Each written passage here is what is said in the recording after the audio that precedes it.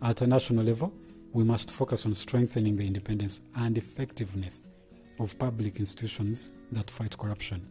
At a personal level, we must commit to never giving a bribe. I promise I'll never give a bribe. Well, that's a great decision you have made. Me and you now have to spread this message to all our friends. If we all do our part, corruption will be no more. This message is brought to you by Alternative Digitalk.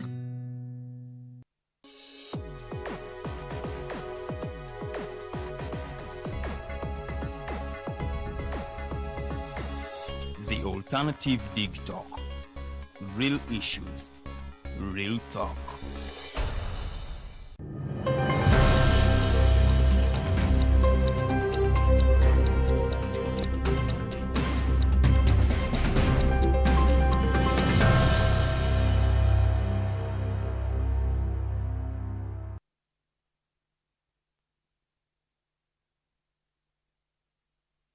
Mighty Global News Updates. Welcome and a good morning to your viewer for tuning in to the Alternative Digitalk TV. My name is Kenneth Rwemirembo, and this time we always come in here to give you all the information that is happening in Uganda and even take you outside this country. To keep you informed is our aim always, and always after this segment we always bring in guests who can contribute to the country, Uganda, who can contribute to the entire world. We believe in a better place that you and I play a part. You and I have to play a part in doing this and bringing it to a reality where we achieve all the success we desire as a country. Now, good morning.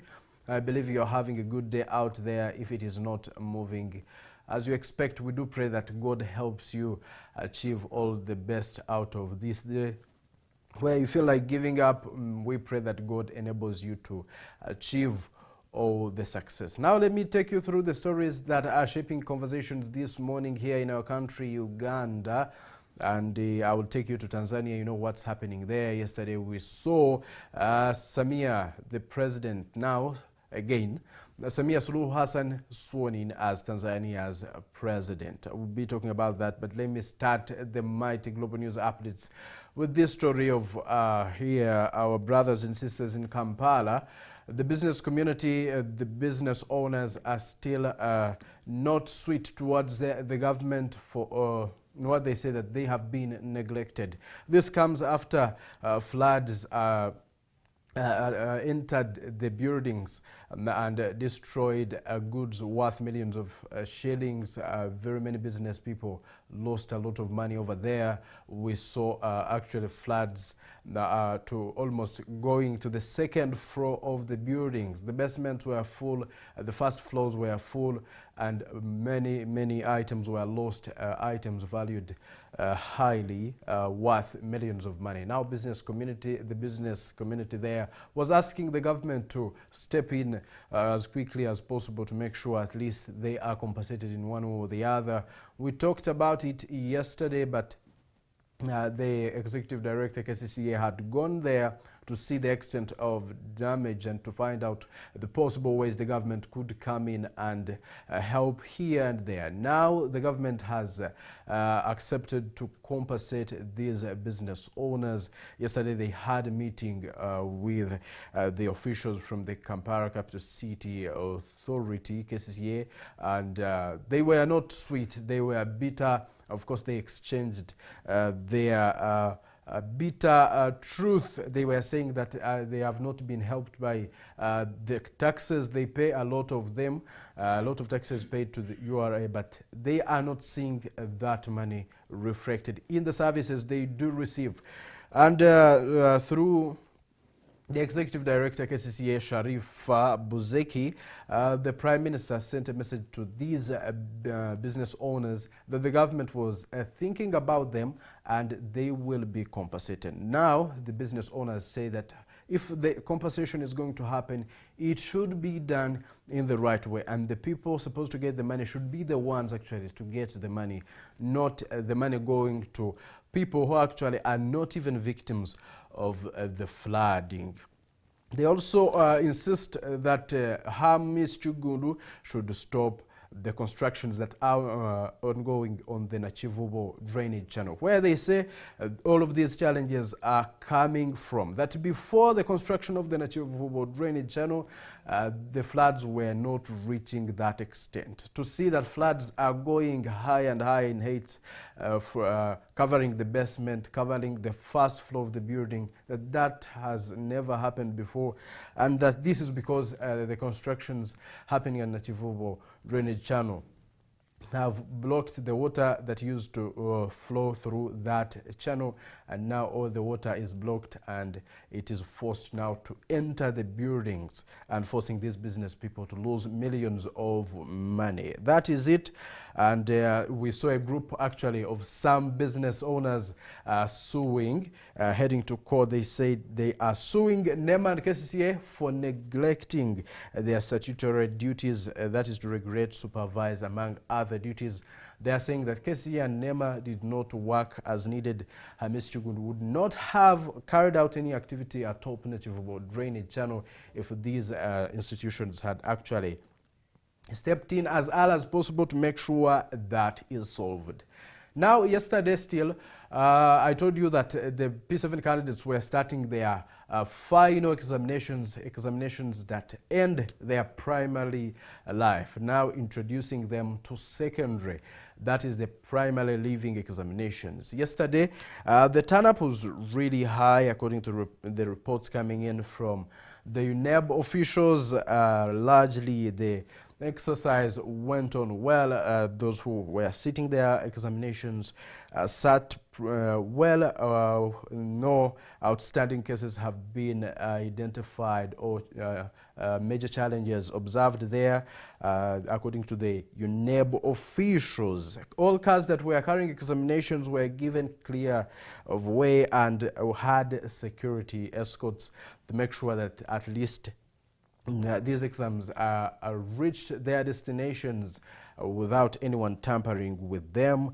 The UNEB officials say they faced just minimal challenges, that largely the first day was very successful. Now they are finalizing today. This year, 885 pupils are sitting, compared to last year where 797,444 sat. That means now we've had a 2.5% increase from the number of pupils that sat last year, and now that are sitting this time round. This shows an increment and a plus to our education here in the country, Uganda, much as there have been reports saying that most of these pupils actually stop there, some due to financial challenges that they do not manage. A large percentage do not even get a chance to reach secondary. Others have a lot of challenges, including early pregnancies that do disrupt especially the girls, and now end their education as early as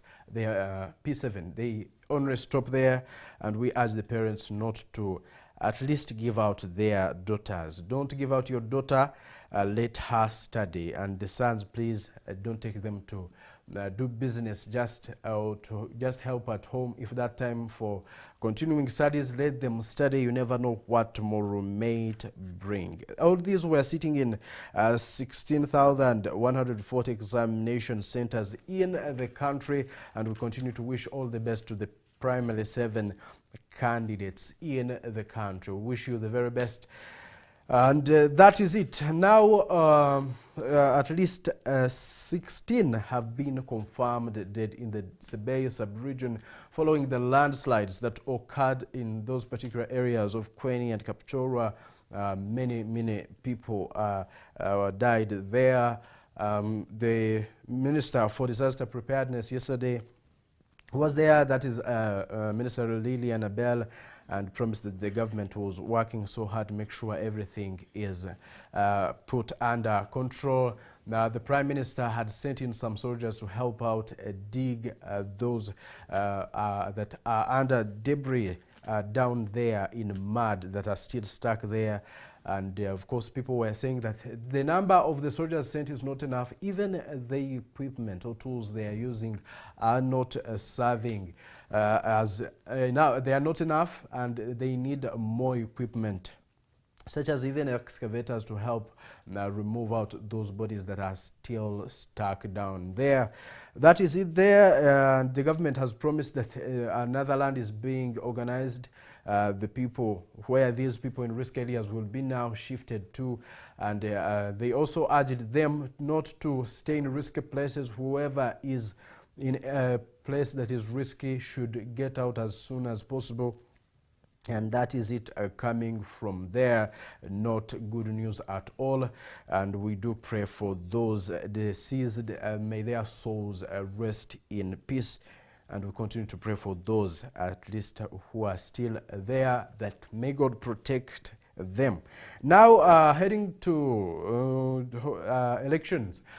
We are still in the 2026 general elections. Every presidential candidate, praying so hard, fighting very hard to make sure he steps into office come 2026. Now, yesterday, Kyagulanyi, after going to Butambala and Gomba, he is now heading to Zimbabwe and Lyantonde. Thousands were there to welcome him, and he asked the people of those particular areas, that is Butambala and Gomba, where he was, to support the National Unity Platform and remove who he calls the dictator, meaning President Yoweri Museveni. He promised them that everything will be better if they vote the National Unity Platform and vote him as the President of the Republic of Uganda. Every presidential candidate is fighting really hard, and we promise to always bring you that information because you need this information, the information you need to rely on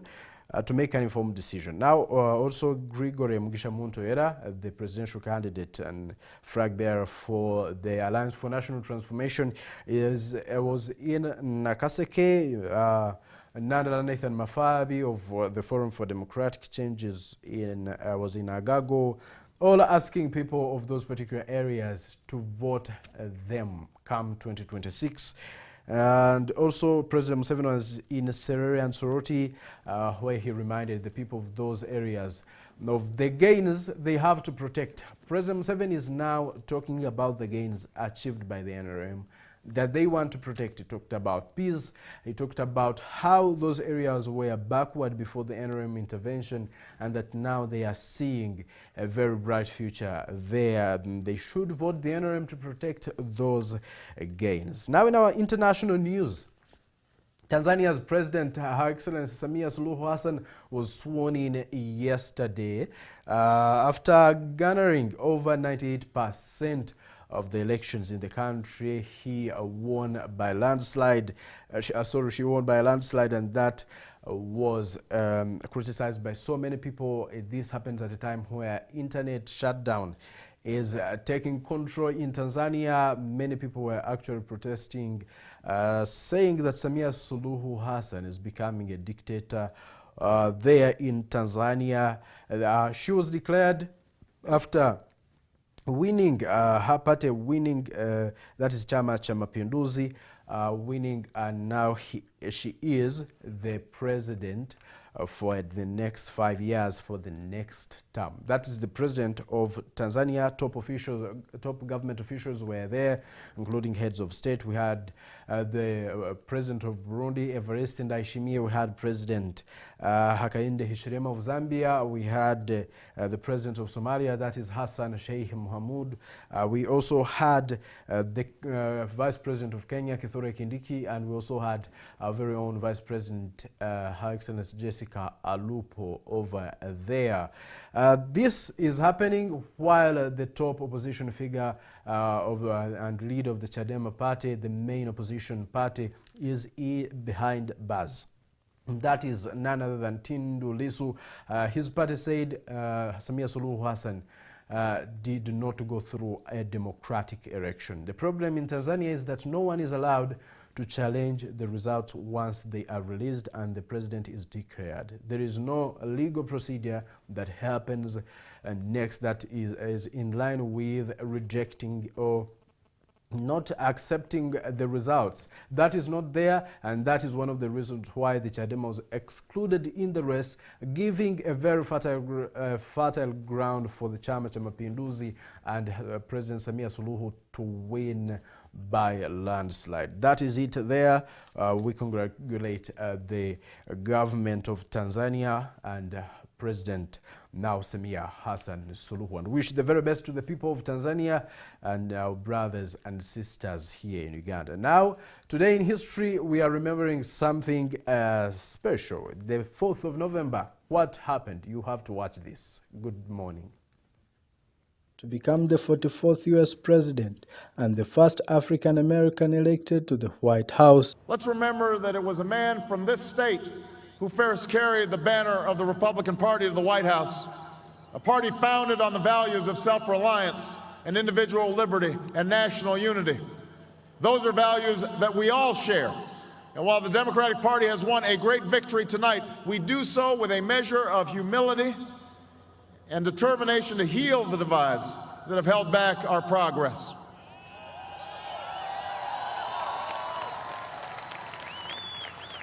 The 47-year-old Democrat garnered 365 electoral votes and nearly 53% of popular vote, while his 72-year-old Republican challenger captured 173 electoral votes and more than 45% of the popular vote.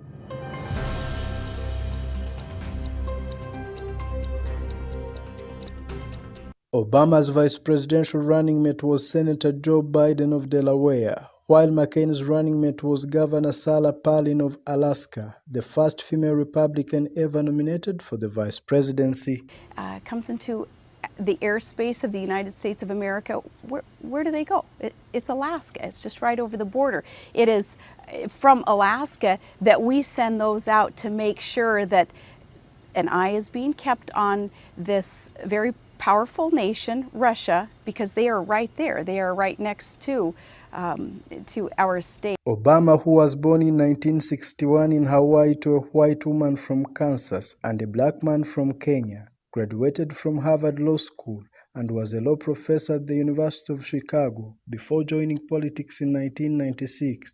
When he was elected to Illinois State Senate, he was re-elected to that post in 1998 and 2000. In March 2004, he rose to national prominence by winning the U.S. Senate Democratic primary in Illinois. Obama was elected to the U.S. Senate in a landslide.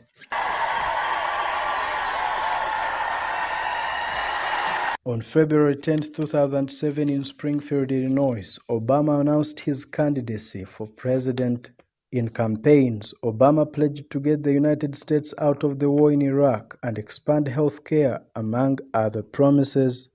This did not take long, and on November 4th, more than 69.4 million Americans cast their vote for Obama, while some 59.9 million voters chose McCain, making Obama the first sitting U.S. Senator to win the White House since John F. Kennedy in 1960.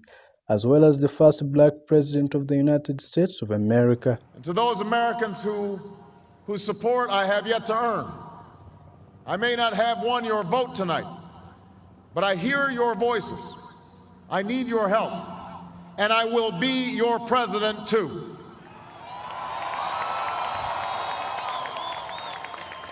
He was inaugurated on January 20, 2009. And on November 6, 2012, he defeated Republican challenger Mitt Romney to win a second term in the White House. Anything. It's that we cannot have a thriving Wall Street while Main Street suffers.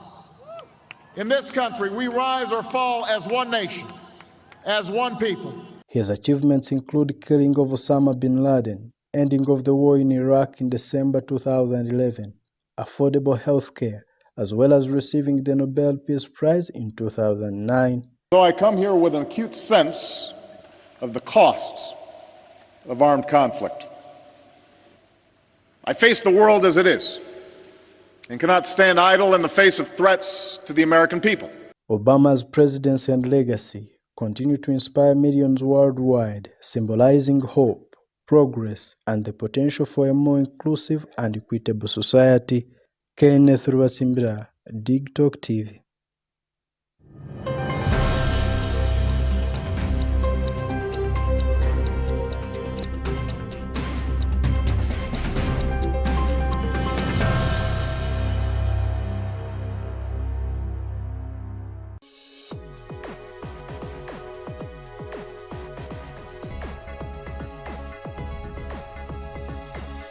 The Alternative Dig Talk.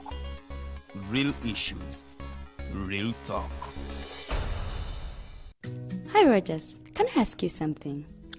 Shoot. What does corruption mean? Well, summarily, corruption is abuse of public power for personal gain or for the benefit of a group to which one owes allegiance. For example, when a public office is abused by an official accepting or soliciting a bribe. By the way, private people can be corrupt too, like bribing police officers to escape fines. Okay. So exactly how does that concern me? Well, do you pay taxes? I guess, yeah. What does that have to do with this?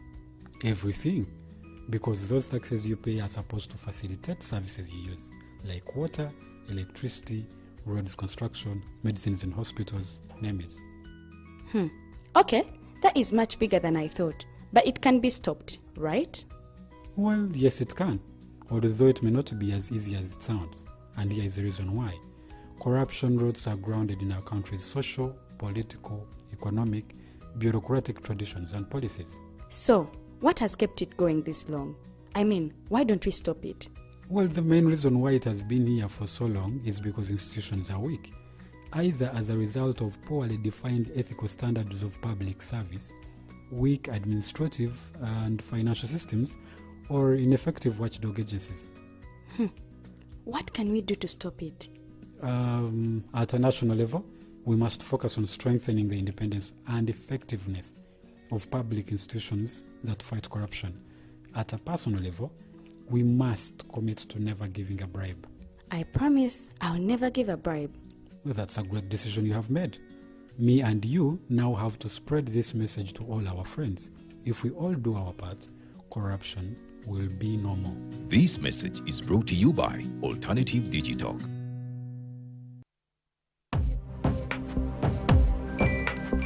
Go to the church, though. Tawali man, what's up? Man, can you imagine people just dump everywhere? Someone drinks water and throws the bottle wherever. Come on, Rogers. What else do you expect people to do with an empty bottle? Simanya now, recorder. Did you know that plastics take at least 450 years to decompose?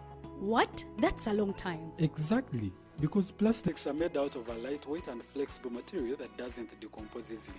And plastics everywhere in the environment cause plastic pollution. What is plastic pollution now? It is the accumulation of plastic waste in the environment, like bottles, polythene bags, straws. All of these contribute to plastic pollution. I have been using them without knowing their effect. Yeah, a lot of people have. Plastics are a danger to the ecosystem, both on land and in water. So how can we overcome this problem? Is there something we can do? Oh yes, we can reduce by minimizing the use of plastics, reuse by repurposing them, or recycle by collecting and processing them into new products. Everyone wants to change the world, but no one wants to change themselves for the world. How about we change our habits for the world? And it starts with me and you. This message is brought to you by Alternative Digital.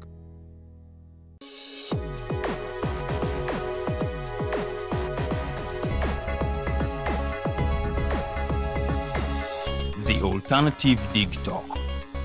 Real issues, real talk.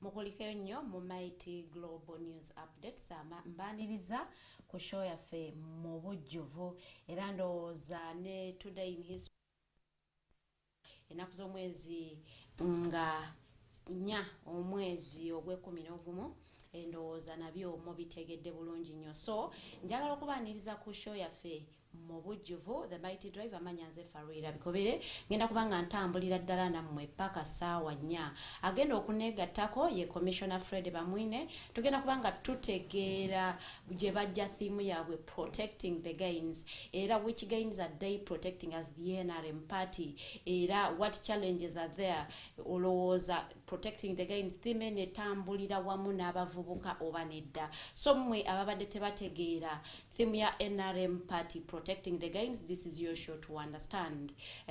Jebava okugamba nti they are going to protect the gains. Was it researched?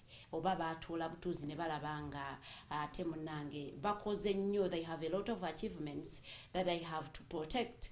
So no ngenda kubakubiriza nnyo kubanga mutweyungako ku Facebook and YouTube ku the alternative Dig Talk. Oja kubanga ate otufuna bulungi nnyo ku comment section okuteeka mendowoozayo oba ekibuuzo kyo mukulu gwengendo tula naye mu studios agenda kubanga ate abanukula bulungi nnyo as we speak nga omukulu Kenneth bwabagambye nti olunaku lw'eggulo abana Tanzania oba aba Tanzanians ba witnessinze okuswearinga in okw'omukyala nawo the president Samia Suluhu era ng'ono yaswearinze in nga waliyo heavy deployment olw'ensonga nti ebyo ebibadde bigenda maaso mu ggwanga ebimbi kyagendera ddala mu maaso abantu bawakanya okugamba nti wini oba success ye era nga bagamba nti akalulu tekaali free and fair. The unfortunate bit of it is that baba mala okulangirira omukulembeze mu TZ ate munange tewaliwo provision ndala nti mwe ab'emulugunyo ba abawakanya musobola ogenda mu kooti ne muteekayo okwemulugunya kammwe singa omuntu abaawa alangiriddwa nga president yoyo gwe mugenda okubanga ate mutambulira ddala naye paka ekisanja kye bwe kinaggwako awo nno ne mukwata ekirala ne musobola okubanga mukyusa obukulembeze singa bubeera nti akalulu kabadde free and fair ne kabakkiriza okubanga mulonda omukulembeze oyo gwe mukkiririzaamu era gwe mulowooza nti ayinza otwala ensi yammwe mu maaso ng'ovudde TZ ngenda kubatwalako wali eri egini munaye tujjukira mu mwaka gwa 2021 omukulu eyali akulira amagye ga gini Mama Dombo yavaayo n'akwakula obuyinza oba n'awamba omukulembeze eyali oweeyensi Alpha Konde mu mwaka gwa 2021 mu September ng'ennaku z'omwezi 5 era ono baali bamulanga okuba nti yakwata ku constitution ng'ayagala okugikyusa okugjawo ebisanja ebitaano okugjamu term limits asobole okuba nga ate yeesimbawo for the third term. Tujjukire nti ebisanja bya gini olina okuba nga munaye ebisanja bibiri ng'ofuluma ate emyaka 5 so ono bwe yatuuka mu mwaka gwa 2020 ng'alaba nti term limits tezimufavoringa n'ayagala okutiginya constitution nga wano e Uganda bwe twakikola ne bajja mu term limits ye bwe yakikola it brought a lot of unrest in gini era ate munango omukulu we yali akulira amagye then Mama Domboya na leading a coup d'etat ya overthrowing Alpha Konde ate munange Muhammad nakwata obuyinza since 2021 up to now Muhammad Domboya abadde president ate owensi eyo. It is unfortunate though that constitution ebadde tekiriza ate abantu abo oba abantu bonna omuntu yenna nga munnamagye okubanga ate yenyigira mu bukulembeze bw'ensi eyo. Omwezi gwa September still omwaka guno omukulu oyo naye yakoze referendum constitution okubanga ateeka mwaka waayira kakkiriza bannamagye okubanga beetaba mu kalulu era nga bwe twogerera olunaku lwaleero yavuddeyo n'agenda n'alaga interest y'okuparticipating mu elections ezigenda okubeera on the 28th era nga agamba nti is part of those candidates abagenda okubanga bacontesting for president era nga ono bigenda mu maaso mugini nabyo si birungi nnyo because major opposition candidates were forced okubanga bafuliwinga ensi yaabwe for their life ate bo abasigaddemu sibanafunafu nga bwe kyabadde Tanzania nti abasinga ababadde n'amaanyi babasibye ate bo abalabe babadde balaba nti basobola okubawangula ne babalekera kaliwe okubanga ate bakomawo okubanga bacontestinga n'omukyala Samia Suluhu. So that is also what is happening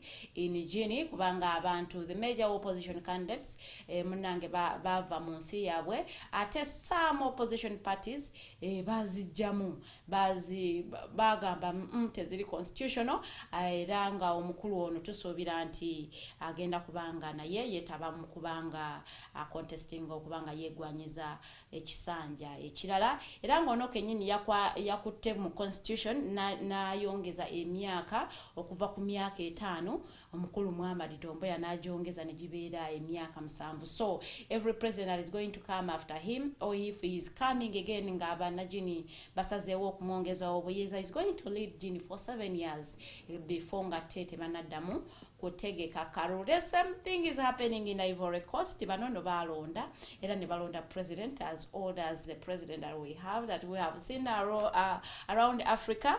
Eranga nayo akalute kali free and fair basing on the reports that we have. Eranga omukulu naye ya making sure and the major opposition candidates abasiba ati abamu n'abalemesa n'atekawo embeera eremesa abantu bano kubanga beetaba mu kalulu. Fortunately for him, he won with 58.6%. Eranga reports ziraga nti abantu abasinga tebajja oba tebeetaba mu kulonda as it was in TZ nti abantu ba boycotting the election, but that didn't stop him okubanga ate bamulangirira nga president for the next 5 years in Ivory Coast. In Cameroon, mukulu Biya naye is going for the next 7 years. That makes him agenda kubanga ali mu buyinza for 50 years. That is if God grants him life. Agenda kubanga ate afuze Cameroon okumala emyaka 5. So no tudda ewaffe wane Uganda campaigns zikyagenda maaso. Ntandikidde ku muliraano kwanga nabagambye olunaku lw'eggulo nti ebifa ku muliraano biyinza okutuuka ewuwo kubanga omuliraano gwokya 2. So yensonga lwaki twagala okubanga ate tubategeeza ensonga eziba zifa mu neighborhood such that you be aware of what is happening and brace yourselves for what might happen in the next few months or what might happen in January after the election. Singa abantu bavayo ne bagamba nti no, we do not consider tetukkiriziganya nebyo the Independent Electoral Commission byelangiridde what might happen. So yensonga lwaki tubalaga ebigenda maaso in the neighborhood okulaba nti nammwe mwetegekera embeera bwetyo. What is happening in Sudan isn't as good. People getting killed. There is a lot of extrajudicial killings in Sudan olwasiiva eri mu kugenda maaso era nga ab'obuyinza oba abali mu buyinza haven't kuteekawo embeera eyinza okubanga ate ereetera embeera eno okukakkanamu nti oba bateekewo some kind of okwogerezeganya ne rebel group eri mu kutta abantu olw'ensonga nti bano nabo bamalirivu okubanga batwala obuyinza. Embeera si nnungi side eyo, but also embeera si nnungi wane waffe e Uganda because wabaddewo side z'Ekasese munnange ng'ate abantu abalina ejambiya bagenzi ne balumba kampi y'amagye. That is something that you wouldn't think it might happen, but yes, it happened because you would wonder where someone gets the confidence to have a panga to go and confront someone who has a gun. But as I'm saying, it may sound unrealistic, but yes, it happened, and people getting killed, those they suspect were part of that group. Akagenda ne kalumba ate enkambi y'amagye ne police. So ebintu si birungi wane ne Uganda. What does that speak? Because when we go into an election season, there is a lot of instability. Ebintu nga bwe bityo bibeerawo. That's why we implore our Ugandans to be on the look. Batugambye ab'ebijambiya bali ne mu Kampala waneeno in places of locally. So you also need to be on the look. Be careful. Know what times are you walking around in those deserted places because anything can happen to you. Ate munanga ab'ebijambiya bano tebalina nnyo kye bafiirwa omuntu asobola okutta olw'okuba nti ayagala essimu gy'okutte etagula yadde kakadde. So tubakubiriza nnyo okubeera abantu abeegendeza, as well as we call upon the security organs okuba nga ate bakwata embeera eno amavumbavumba esobole kuba nga ate tetwala nnyo obulamu bw'abannayuganda. Campaigns are going on. Omukulembeze w'ekibiina kya NUP yabadde in Uganda and he delivered a very strong message era nga yabadde ne lot of support. Abantu babaddewo nga bamwaniriza era nga balaga nti ensonga zayogerako bazitegeera bulungi nnyo. Candidates are still traversing the country mobilizing for support era nga balagira ddala nti akalulu bakeetaaga oba president babwetaaga. But we are waiting January on the 15th to see who is going to come out as the winner. So nga wenjogera saawa eno omugenyi wange aneegaseeko mu studios ngenda kubanga mwaniriza tusobola okubanga ate tutambulira wamu okujjukiza we are on the night drive tutambulira ddala every day Monday to Friday essaawa zibeera 2 ez'okumakya paka saawa 4 tuba twogera ensonga ezikwata ku gwe nange ensonga z'abannayuganda ensonga ezikwata ku Uganda and the whole world at large. Olunaku lwa leero ngenda kubanga ate njogera nsonga za NRM political party and their theme of protecting the gains. We have had such similar themes like securing your future. Have they yielded results? Now, what informed the theme of securing the gains? Are there gains, protecting the gains?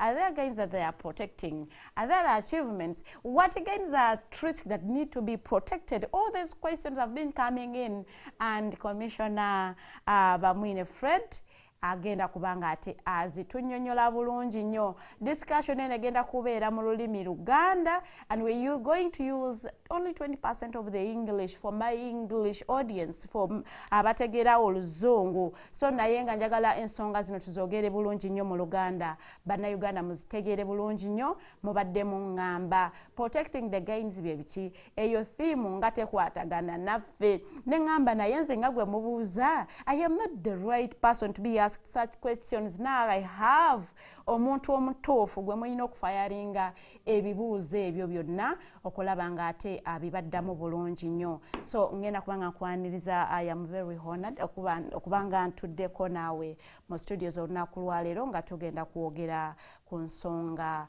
za protecting the gains of the NRM political party. You must welcome Mr. Fred Bamwine. Neanza mukama wange njagala kutwala mukisa guno kusookera ddala kulamusa kubatera bana batuuliza mwenna abali ku TV yaffe eno Digital Talk. Yes. Abafunye ebizibu mu wiki muno basaasira n'abafunye bulungi basanyukirako. Naye mbakubiriza wadde omukulu ayogedde campaigns, njagala kubakubiriza nti wadde campaigns zigenda mu maaso naye nga tunaba kuva waka kugenda kunoonya kalulu ko yayisimbyewo oba gwe yasimbyewo kennyini. So okulaba nti amaka ago galina emmere y'okulya n'okufiisako n'otunda. N'okufiisaako mu mbeera gye tulimu osobola okubeera n'emmere y'okulya n'ofiisa nako. Nnyo n'amaanyi kubanga wadde campaigns weeziri zigenda kugwa mu January. Kituufu. Kati omwana tojja kumugamba nti tolina mmere kubanga mwali mu campaign. Exactly, tebabitegeera ebyo. Era school fees ejja kubaawo. Kituufu. So eno mu kisirikale wandigisa operation ya myezi egi 2 bugigwa tuddayo ku nnomo mu mbeera yaffe esigala bwe wadde. N'olwekyo njagala kukubiriza mwenna enkubita etonya y'amaanyi neeraba nti mu myezi egi n'ebiri eyina ekyosimbye ekyokulya n'okufiisako n'otunda. Ekyokubiri njagala kuyozereza bannayuganda kuva bwetwatandika ddala mu May abainaremu nga bamaze kulonda obukiiko bwabwe ku kyalo n'okutuusa olwaleero tuyise mu babaka ba palamenti, campaign zitandise. Now, of course, abamu bebagendedde bulungi abalala tebagendera bulungi. Exactly. Okujjako kingamba Bannayuganda kiri kimu. Nti mugezeeko nga bumusobola. Oba campaign manager, oba mulonzi, oba gwesimbyewo. Twewale okuzimba obwana lukalala mu bawagizi baffe. Kubanga okulonda okwaggwa naakulabako naali mukono nga RDC. Ekiseera ekyo nalaba ebyali byewuunyisa. Ng'omwana n'akwata amayinja ng'aguba omupoliisi ow'amagye alina emmundu. Ekyo nkigereganya n'omuntu okukwata ecupa y'obutwa n'aginywa. Kubanga gw'olina ejjinja oli alina emmundu. Essasi bwe lifuluma tilirina ssole. Liba likoze ki? Liba lifulumye. So n'olwekyo nkusaba wadde akulembera yagambye nti omalako. Nze nkubuulira ng'amanyi eby'emmundu. Era nze bw'abanga muganda wange nga yayingira obusirikale bwa kika kyonna, nze bwangamba nti awo tosalawo. Nsala nkiriza eri waakiri ngende mulope wa bakama be naye nze nga simwanganzi nti ngenda kuyitawo lwaki omwana. Ebyo bikolebwa omuntu atamanyi mundu kyeki. So mbakubiriza nobwoba nga bakusomeseza batya, nobwaba nga eryanyu olyewulira otya, oli bwaba nga alina emmundu omwewale okukayana naye. Kubanga ekivaamu oluusi nenaalumanya nesaalumanya bayinza kugendera. Ate nammwe ab'ebitongole bikumadembe mbakubiriza awe mbadde ngenda okujja mugende mu maaso omuzungu bakiyita restraint, okwekomako wadde osoomolezebwa otya naye ntendeka mugimanyi nti oteekwa kugumiikiriza. Oli wadde akusosonkereza gezaako nga bw'osobola okuba nti ogumiikiriza embeera weekomeko nga bukisoboka okulaba nti tutufiirwa abantu baffe. Weewaawo oyogedde ku byaliwo mu kalulu ka 2021 mukono. Kati njagala otusiigire ekifaananyi ku election process eno nga bwe yakatambulako gw'ebintu obiraba otya? Nze ng'omuntu ndi musanyufu nga process bwe yakatambula. What exactly ekikuwadde essanyu? Jjukira nze ng'omuntu nali saagala nkola ya bibiina by'obufuzi bingi. 2005 twagenda mu referendum, nze nali aba campaigning nti tusigale mu mugendo. Lwansonga ki lwaki ekiseera ekyo twalondanga omuntu twesigamye ku mpagi nnya. Emu bagiyita all inclusive. Ng'etwala buli omu yenna, omulema, mukazi, omwana, byonna tugende all inclusive. Nga tulina empagi bagiyita broad based. Omukatoliki, musiraamu, ow'enkima, ow'endiga. Nga tulina empagi bagiyita non-sectarian. Obutasosola muntu yenna ng'osinzidde ku nsonga yonna. Naye nga tulinayo kye bayita individual merit, obusobozi bw'omuntu. Era nzijukira mu biseera ebya RCs Bamwine bwe yavuganyanga ne Ssentongo. Pakati nedda Bamwine tumwetaaga ku bwa defense. Abatuze bamanyi obusobozi bwe buli. Naye kubanga ekiseera ekyo tuba tulina pressure y'abazungu nga bala nti system eyo bw'enaatogera mu Africa bandikifuuwa nga bakiza munda. Ne bagamba edda system eri archaic, nkadde nnyo, tugende mu bibiina bingi nga tulina n'Abannayuganda abamu kuva mu 96 kutuuka 2005 abaali tebageranga ku NRM nga bagamba nti affe tutubaire batusibidde muli. Era nzijukira ne President Museveni bwe twagenda Kyankwanzi okufuna report eyali eva mu National Political Commissary ekiseera ekyo omukulu Kiyonga.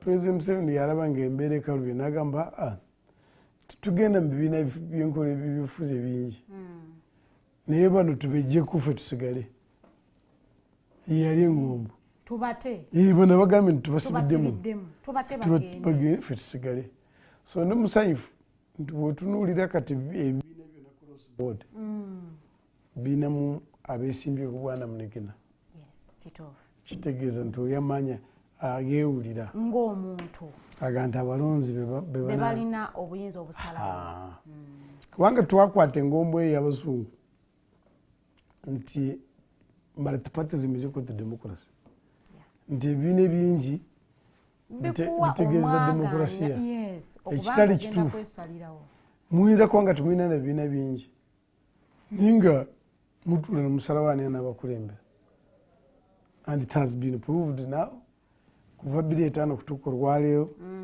bwogenda kulaba emisango egyakava mu mirembe gy'okulonda bw'otunuulira election petitions zeezo bw'otunuulira tear gas ayakakozesebwa kuva 2005 kutuuka olwaleero olaba nti tebiwumya nakabululu.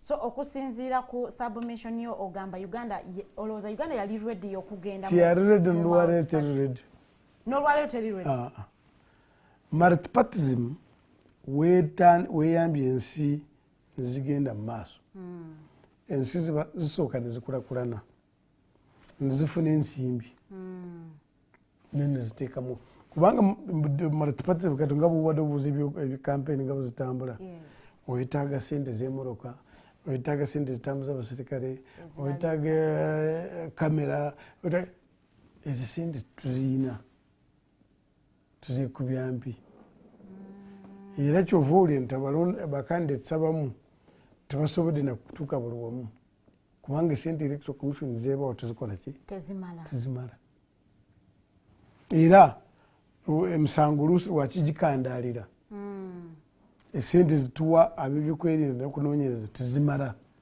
olayagala rekoda tegiina ate bwebujulizi obwetaagisibwa mu kooti kyova olaba there is no country ebayita kirimaanyi ojja kubuuza Mr. IAI superpower or upper middle income status yatuuka ku level eyo because of democracy and human rights. Kyanjawulo ki movement kyeyandireese movement system nga multi-party dispensation tekireese? Kati movement system kyeyandireese nga multi-partyism tekireese. Yes, obanga ekittattanye oku emphasizing sectarianism. Kati akalulu kano kalaba oli agenda kulonda bamwine kubanga baasoma bonna. Oli agenda kulonda bamwine kubanga bava mu ggwanga lyerimu. Oli asoma alonda bamwine kubanga basoma mu ssinzizo lyerimu. Oli alonda bamwine kubanga nekikula bafaanagana. Oli alonda bamwine kubanga nekyambalo kala. Those are not issues that develop a country. So ntwesigama ku busongasonga ntulema okuvujjayo ensonga semasonga zikulakulanya ensi. And it becomes very convenient. Ffe tuliba nze ndi wankima abenkima naffe tulinayo waffe inifuga ensonga nebeerawo.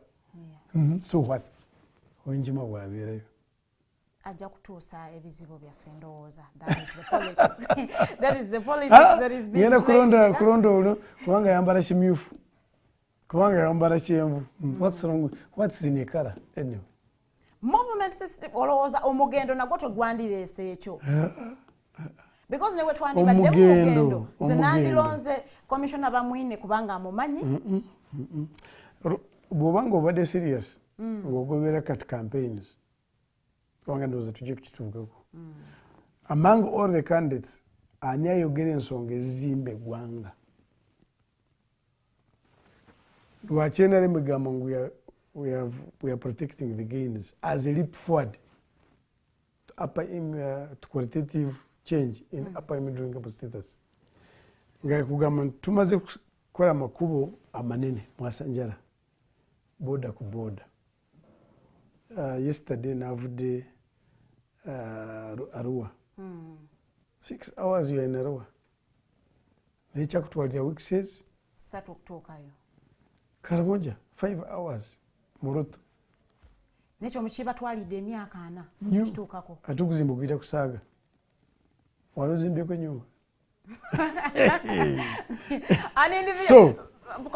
So enguudo zisoose okukolebwa mwasanjala ezisinga obungi. Border to border. 2, ntubeera nekibayita human capital development. NRM yajja mu buyinza nga tulina university age kati ziwera 6. Human capital development ziwera meka? 6. Abaana bazaalibwa ne bafa mu wiiki esooka. Ntuleeta okugema ekiseera ekyo twaziyita the 6 killer diseases, but now we immunize 15. Abantu ne babuuka kuva ku million 12 kati tugenda million 5. All these are by design. Ekiseera ekyo tuwaliwo government kuva ku independence kutuuka ku NRM eyali ekulembedde Uganda nti ebyalo byonna ebitwala mu 7,200 biri mu mikono gya government apart from this one. All these 72,000 villages government ya Uganda yezikulembera. Era eyo government ya Uganda egenda mu myaka 4. It's not accidental. Twali tulina government wano jjukira ono President Museveni ne government ya 9. Kitegeeza nti waliwo 8 ezasooka. Kati ezo 8 waalimu ezaamala mwezi gumu, waliwo emyala ezaamala emyezi 2, myezi 6 government nekaddiwa. Naye era tekiba kya bwenkanya kwekomparinga abamaze emyaka almost going to 40 n'amaze tiwaliwo yabagaana kutuusa 4 2 years. But because the design was inaccurate, enteekateeka teyalunungamu, teyali ntuufu, kiwavula government myezi 4 zigwa, myezi 2 zigwa. Naye kubanga eno it's a deliberate design, strategic design, nti government tebagifuwanga nga katadoba. So the security of the system of the country now is stable. Nti osobola kuva gy'ovudde n'ojja wano n'okola talk show yo n'oddayo enkeera. Nti n'abantu tuyinza kufuna n'enfunza okusinga. How come? Uganda was the net exporter y'abantu abadduka kwenda mu buwanganguzi. But now Uganda is the net importer of refugees. Ako kabonero kalaga nti muli stable. Ekiseera kya 1986 nkwaga nkusikiriza osome kati bintu byangu biri ku AI. All essential commodities ezibayita essential zeziriwa sabuni, parafini, asukali teri essential naawe. Kikyakwejarabi. Kale mafuta agakatado. So sabuni. Eddagala nerisookerwako. Ebyo byonna they were being imported. Nga biva bweru wa ggwanga. Nobwayagalanga kunywa kabiya ekiseera kye bakayitanga white cup kavanga Nairobi. Bwabeeranga n'omukolo gw'embaga sijji nebindaba kati nti birthday manya biki ebyo. Baby shower. Juli omukolo gwa okuwasa. Oba okwanjula. Oyagalako ebikwanjula tebyaliwo naawe. Nti n'okola embaga mu kwanjula ani yali abisobola. Ng'oyagalako soda wafunanga ebbaluwa kuva wa minisita. Bamuyitanga minister of surprise. Minister w'ebbula. The name actually I met him recently, but it was called Dr. Moses Apijiga. Kati essaawa eno simanyi gy'owangaalira naye simanyi ani akuwa ebbaluwa bwe olina omugenyi wo ng'oyagala nnyo kabiya oba nnyo kasoda ebbaluwa ogisaba wani? No, teweetaaga bbaluwa. Kati ezo nno those are the gains that you are protecting. Nti amakolero gasobodde kuyiika wano. We have not come only protect the gains of essential commodities, tugenze ne manufacturing ey'amaanyi. Nti n'eddagala erya AIDS tulikolera wano luzira. Naye ne zino gains ez'amakolero commissioners oli mu kwogerako, why is it that tukyalina rates za unemployment nga ziri waggulu nnyo ne underemployment? by the employment gyogerako y'abaana abatalina emirimu abayuvu n'ekiseera ekyo wabeeranga n'abantu abatalina emirimu nga si bayuvu. So kyoyogera olwaleero it's not a problem, it's a challenge. Kyova olaba tusikiriza amakolero kuyiika wano, amakolero bwe gajja wano ekitono nnyo ekolero mukozesa abantu 5. Kati tuleeta amakolero katugambe an estimation of 1000 factories nga buli kolero lukozesa abantu 4,000 ojja kubona abantu 4,000,000 zibakolera mu factories. That's our strategy. Kyovura enamba y'amasanyalaze tuwongera abantu bibuze amasanyalaze yes amasanyalaze wegali oli ajja kusuubula ateeka business mu fridge, oli agenda kusala enviira teyayagala amasanyalaze, olina kuuma k'embirungi akole nowekole naye akole ki era ku ekyo kyoyogedde kyovura mu manifesto yoneera mu lwaleero twataddemu nti kituufu PDM ekoze naye wadde ekoze twazudde ebintu bino wamanga nti waliwo abantu abatalowoozebwako abakulembeze ba LCs kuva mu LC1 up to LC5 tebalowoozebwako. 2 abakulembeze b'amadiini kubanga nabo babeera n'abantu ate nabo baagala infact bandibadde kyokulabirako PDM teyawalowoozaako. 3 abakulembeze b'ennono katufe nga bawangalira wano mu Buganda Ssaabasajja alina ttiimu ye eva ku kyalo kutuuka ku abaami ba Kabaka. Yes, abo tebalowoozebwako nabo tuteekubateerako ensawo. 3 ntasawo bokka twasanze nti abaana bamala yunivasite bamala emyaka 2 nga tebalina mirimu. So 1 oteeka ensawo y'abano ababadde tebalowoozebwako mu PDM abeerabirwa. Then 2 abaana bamaze yunivasite nga bamala emyaka 2 nga tebalina mirimu nabo tubateerewo kye bayita seed capital.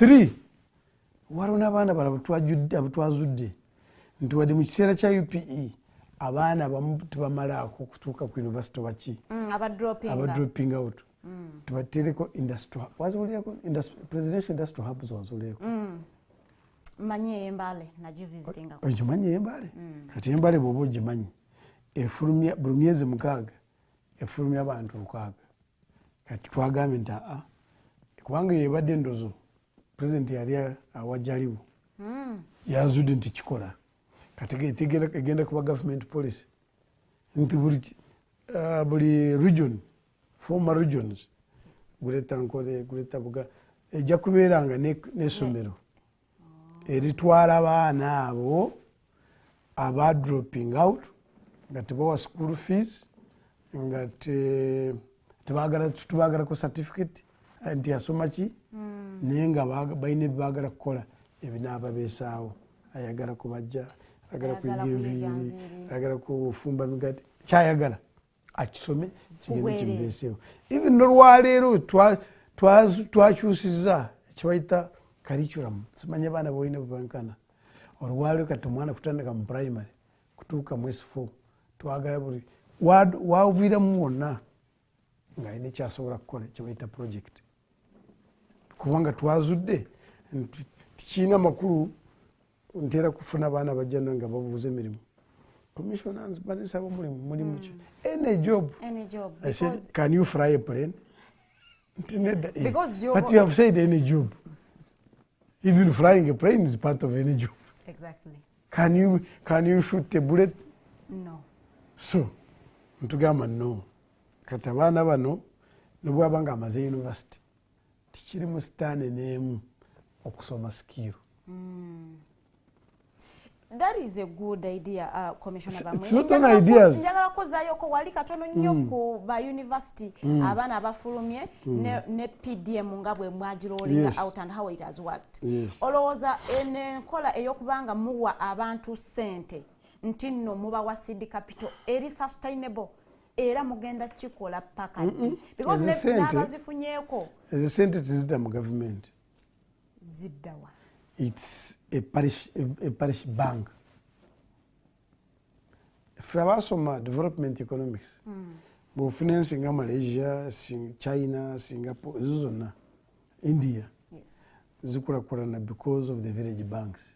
Abantu baffe ekyomukisa omulungi bayiiya ate bakozi naye kibabulamu bwemanzudde nti nsobola kusooka tugambe nsobola kulunda enkoko akasente kenatandikisa naakajjawa kava ku banka yemuluka ate tebewola sente nyingi kati tugamba sente ezo bwezibanga zigenze muluka kati by next year government ejja kuba ewadde million 5 buli muluka 500 million per parish. Kitegeeza nti abanaabeera serious omuluka gunaabeera serious guyinza obutadda mu kwewola kubanga abantu ebintu byabantu bibadde bigenda ono money lenders they have different names okusinza mu kitundu. Money lenders oteekayo ekibanja kyo nebakozesa endagaano ginagula. In fact president kusinziira bwe alambula PDM projects kati agamba nti n'obukiba kyetaagisa gavumenti okwongeramu ku nsawo eyo twongeremu naye abantu baleme kuddamu kwewola mu banks money lenders. Yes, sente ka interest kumuteeka wano kuzammwe kekwa kukulabirira nti nanka fandi yamwe etambula bulungi and there is demonstration it has worked. Era mu kiseera ekyo I want to nze vambalala wari mu kiseera ekyo SACCOs bwe zaatandika that was 98 zaatandika ekiseera ekyo muzimu kwezo waliwo SACCO bagiyita EBO. It's now SACCO number 1 na biva mu tutu. EBO it is SACCO number 1. Government of Uganda now has licensed it with a capacity of 180 billion. SACCO just Butuka mu district Ngashim has the majority SACCOs. So even now abana omuluko gunamanya nti zine sente zaffe tuzikozese bulungi gundi bamwina zewola genda sula mataga komyewo. Those ones Uganda is not going to look back again.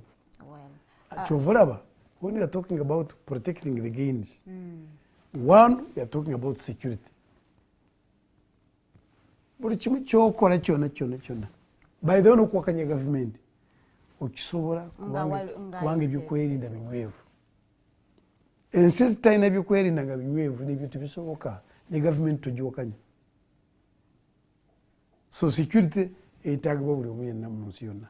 2, household income odi kinatandise nakyo okulaba nti bali mu maka gabeera n'enyingiza emmere enyingiza mere mulimi nti ye mulime mala eyokulya n'okufizako n'emutunda oba mumere n'emmere eyokulya ne item endala yimujjamu esente. 3, be bali abavubuka bonkugambye sente abaana bavudde mu university nga tebalina mirimu tubateereko seed capital banasobola kwewola ne bagenda bakola ebibagala. 4, regional integration market. Utwasomera bagamba nti Uganda is landlocked. Simanyi bana wakisomeko. Ekyali bwenki. Kati Uganda is landlocked. It is actually land linked.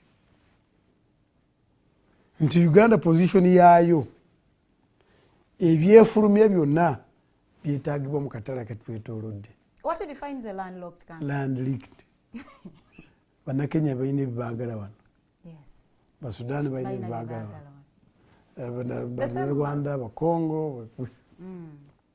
Ntufanga ntwe Arwaya gifted. Uganda is gifted by nature. It is the only country who emirundi ebiri mu mwaka in the world. And that is ekisobola. So this gift we got by nature, if we harness it well, our exports by 1986 were net importers. Twalina kintu kimu kitwale bweru. Era n'ekiseera ekyo batugamba bagamba nti what are Uganda's cash crops? Tobacco, coffee, tea. Kati kankubuuze bw'otunda kasooli bwere bamuyita ki? Bw'otunda ebimuli ebweru bamuyita ki? Bw'otunda kokowa ebweru bamuyita ki? Asigaza erinnya lye. So ntuzuula nti cash means cash, money. Crop means a plant. So buli kintu kyonna ekitulima ntutunda ebweru, it's a cash crop. Yes. And as of now, Uganda's cash crops have grown almost 20. Kubanga bitukola byonna bitufulumya byonna bigenda mu katale k'ebweru, matooke, binyeebwa, bijjanyi, everything. Kati ekisigadde kwe kulaga kati nyinamu enjawukana ntono ne gavumenti.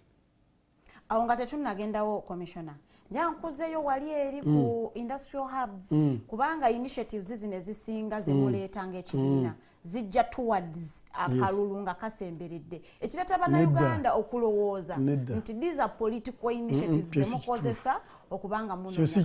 What happened to skilling Uganda? And it's part of the industrial hub. Skilling Uganda was also part of the presidential fund. Naye ng'ekiseera ekyo basanga abavubuka mu kitundu ne babayigiriza ebyemikono. But this time president yagamba naye lwaki mu masomero gaffe ga UPE abaana bakyalemererwa kusoma. Kankigezese abaana tebasobola kusoma nga tobataddeko ssente. That's why now katontadde ku namba y'omusanvu. We are saying mu kisanja ekijja buli mwana yenna ow'omugaga n'omwavu bateekwa kusomera bwereere mu masomero ga gavumenti. Because it's not possible nti buli omu asobola. Bamwine n'egunda abaagala okusomera mu masomero amalala babatwale mu ga private. Naye aga gavumenti gonna they should be totally free. Naye nga gakyali free wotunuulira status yago. Twakizudde nti tegabadde free. That's why we are saying ekirungi etteekawo free. Ekirungi etteekawo eriri. Headmaster n'omukiiko lwa management abaagala kuteekako ebisale bya fees they should resign from their positions before that time comes. Yes, we are committed nti Munnayuganda yenna asomere bwereere. N'amasomero mu mbeera gye galimu you are protecting the gains. Yes. In the education sector. Yes. Why? Embeera y'amasomero commission of and protecting it as a qualitative, as a leap forward for qualitative change. Tugamba qualitative change kitegeeza nti butwanga tusigambe nti amasomero awo gatali gabeerewo agaliwo nga tegafaanana bulungi galongoosebwe gabeere bulungi. That's the issue. We don't stop at protecting the gains. No. As a leap forward. Yes, for qualitative change to upper middle income status. So, regional market, ebimufulumya byonna tulabe ntulina we bitutunda. Tulabe ntulina emikwano n'abatuliraanye. Kubanga ombaga ntumulira n'ogwokya bbiri. Baba mikwano gyaffe kitegeeza n'ebitufulumya kijja kuba kyangu nnyo okubitunda. Singa muba mukoze emikwano ne bannayiba. Ntuzuula ntwadde byonna bikolebwa waliwo abantu abaagala kukola business through technological development. N'olwekyo tusaasaanye bagiyita internet tisimanyi giteeka mu Luganda nti buli kitundu kyonna internet etuukeyo.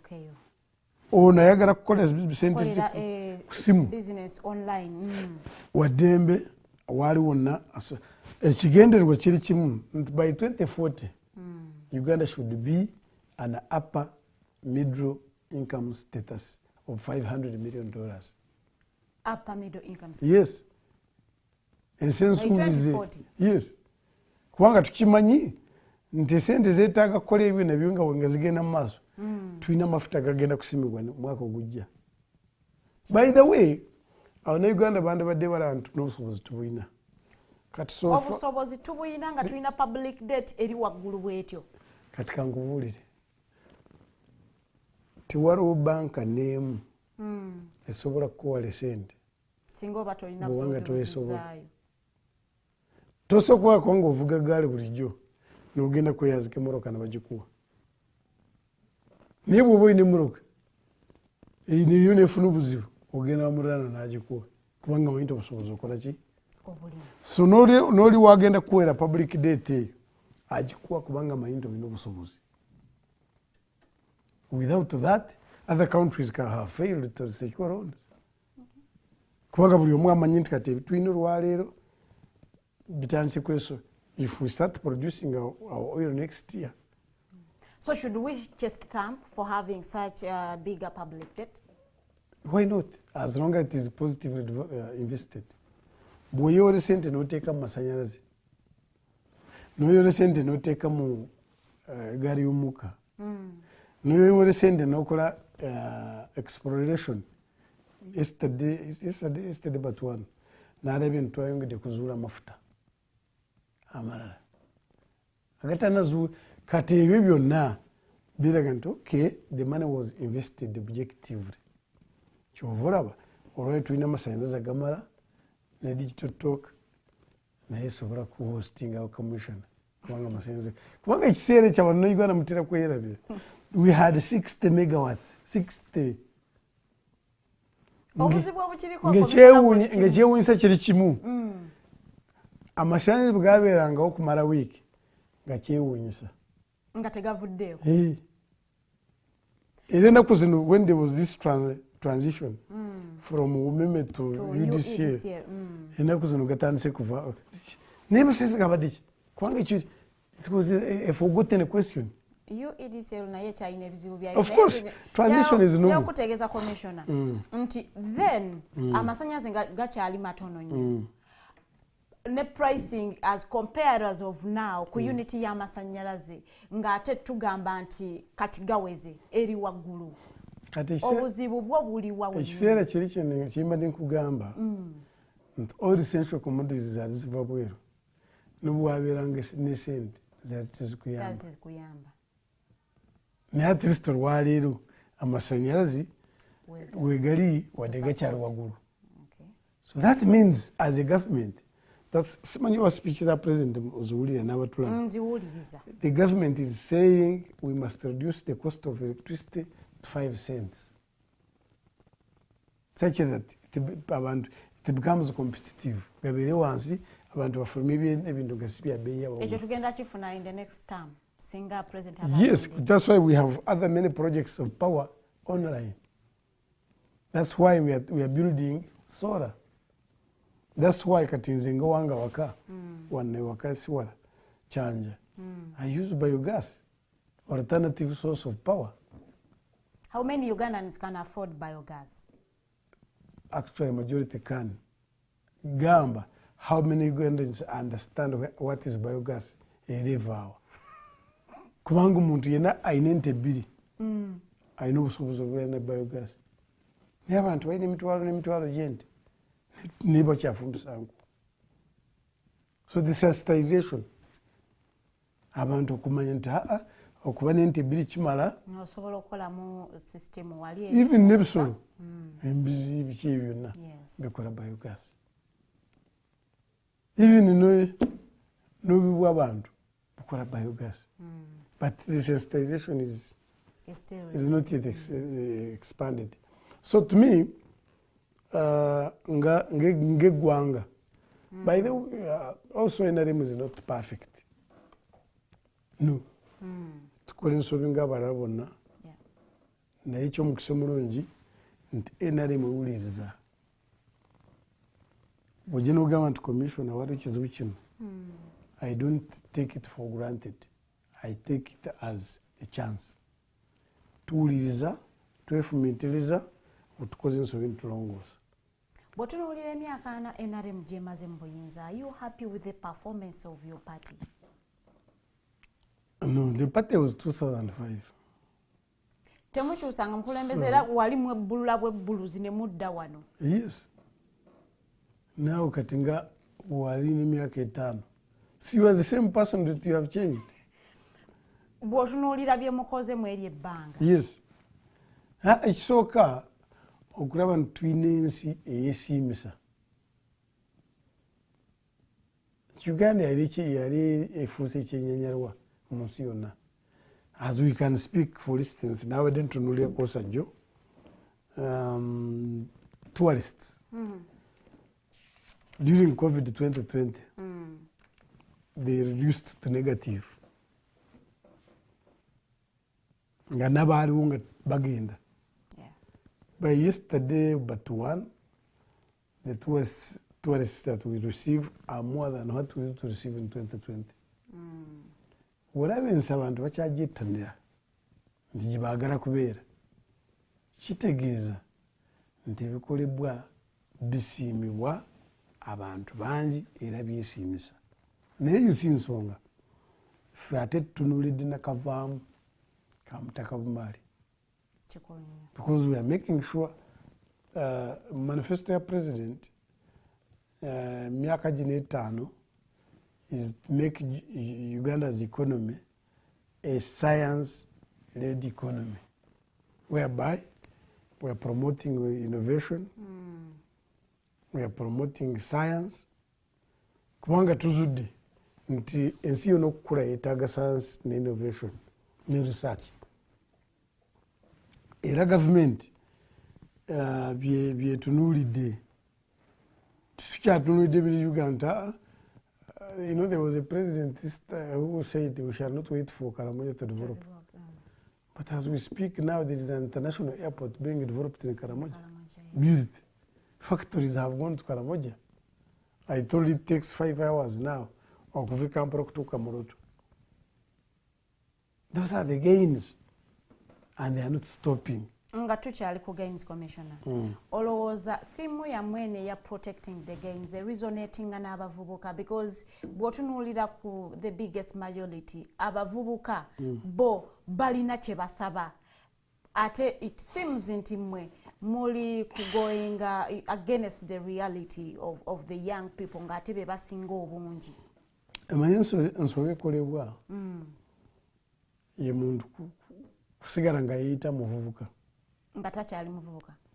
Omuvubuka is not a permanent stage. Ekyo kituufu naye bwe mba ndi muvubuka. Leero. Kinkakatako okwogera nti ndi muvubuka. Next year you are not. Yes. Nalabye abantu abamu. Ffe tuli ku muvubuka munaffe. That depends. Omuntu n'ogenda mu myaka 5 muvubuka. Really? Now, ekyabavubuka one nze ndi wa mukisa ndi wa part yatungulira part enkadde ate nenunga mwendi. By 1986 tiwaliwo teeka erimanyi nti waliwo omuvubuka baali teba-recognize tibwali tiyaliwo. 1992-93 nebateekako kyebayita National Youth Council Statute. Nti kati omuvubuka alina olukiiko olumutwala okuva ku kyalo okutuuka ku palamenti. Era balina abavubuka 5 abakiikira mu palamenti. 2 ekiseera ekyo wali tusobola kufuuka minisita nga tunaweza 5 n'ogenda waggulu. Naye mu kabineti waliwo tulinamu abantu emyaka 3. The minority be batono. Naye bwe mwebali. Mwebali kituufu naye be batono. Anti kati abazungu Abaganda bagamba nti yali afudde bw'alemala. Ngenderaawo. Kubanga wafuukidde batono olwaleero kitegeeza nti waliwo ne chance nti bajja kweyongera. Olwaleero by the way omuvubuka akkirizibwa kwesimba ku bwa president. Waliwo kyolowoozezaako? Okuvuganya ku president kyali ku myaka 35 ogenda ogwo. Ne mujjamu term limit singa olwaleero lw'ensonga myaka 18 waddembe okwesimbawo. Era n'abakima nomination forms abamu baali ba myaka 2. So it is wrong okugamba nti abavubuka tebafiiriddwako nga totunuulira ebiki ebituukiddwako mu bavubuka. 3 waliwo sente zibayita youth livelihood, sente nga z'abavubuka. Thank you so much. As a State Commissioner, nzibu nnyo okufuna era abavubuka abazifunye be batono nnyo. Lwaki? Kubanga kingeza kukulaga. Emitendera egiteekebwawo okubanga ofune sente. Kingeza kukulaga. Mingi nnyo. Kingeza kukulaga tizaaliwo. Naye kati gavumenti emanyi nti avubuka gye bali nti omuvubuka tugambe ng'omuvubuka omukyala bw'oba olina omuvubuka omukyala ate nga mulema waliwo sente z'abalema waliwo z'abavubuka waliwo z'abakyala omuntu aliwo ezo sente bweziri ezibwekulakulanye but we are not stopping tikimala kubanga namba nyingi kyovula twagambye nti n'omwana avudde ku university myaka egi ebiri nga talina mulimu seed capital kyovula gavumenti yagamba nti omuvubuka yenna ng'ayise naye nga talina sente zimuwerera ku university nga wa science waliwo kibayita loan science loan wajuliako ezo sente zonna zabavubuka era kyovula tugamba n'obutugamba okusikiriza amakolero 90% are the youth who work there.